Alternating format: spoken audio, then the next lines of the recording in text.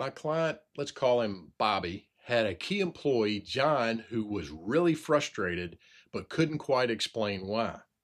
Bobby did what good leaders do. He invested in John by making coaching available as a perk and a way to help him work through his frustration. As we began to make progress, it became clear the frustration wasn't just internal, it was systemic. About the same time, Bobby asked me to lead an offsite for his leadership team. We kicked it off with a working genius workshop. Before we started, John pulled me aside and said, "Hey, just to confirm, what you and I talk about in our coaching sessions is confidential, right?" And I nodded. He said, "Good. Can you stick around after the workshop? I've decided to quit and I have two job offers. I need help choosing which one fits me best." Not the best way to start a leadership workshop. If you're not familiar with the working genius, it identifies the work that gives you energy, joy, and fulfillment, and also identifies what frustrates you and drains you. The six types are wonder, invention, discernment, galvanizing, enablement, and tenacity. Everybody has two geniuses, everybody has two competencies, and everybody has two frustrations. It's 80% around productivity because it's how work flows through an organization. The first hour of the workshop went great, but the second hour, everything changed.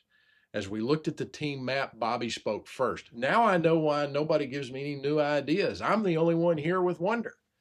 There was a palpable sense of relief in the room as the team began to process the reason behind why they struggled to innovate. Bobby decided then that he was going to give the assessment to the next level down to see if he can find some help in whenever brainstorming was on the meeting agenda.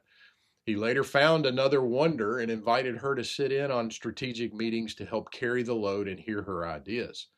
The next observation came when most of the team recognized that John was the only one with discernment.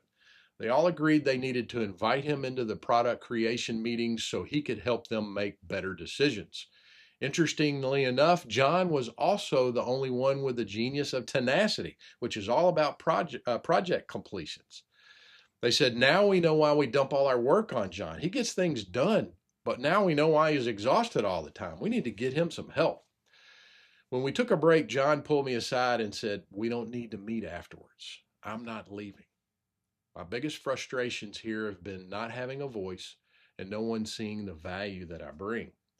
They see me now and are making plans to get me some help." I love doing these workshops because of the revelations like this. When teams understand each other's giftings, there is less personal guilt and less judgment of others. They tend to extend more grace to each other and to themselves. I do this assessment with all of my clients one-on-one to help build the self-awareness component, but the biggest impact happens when I can do this for a team. If you'd like to discuss how the working genius can change your team, just let me know. And I'm curious, what has been your experience as the greater retention factor? Feeling valued or compensation? Feel free to respond below.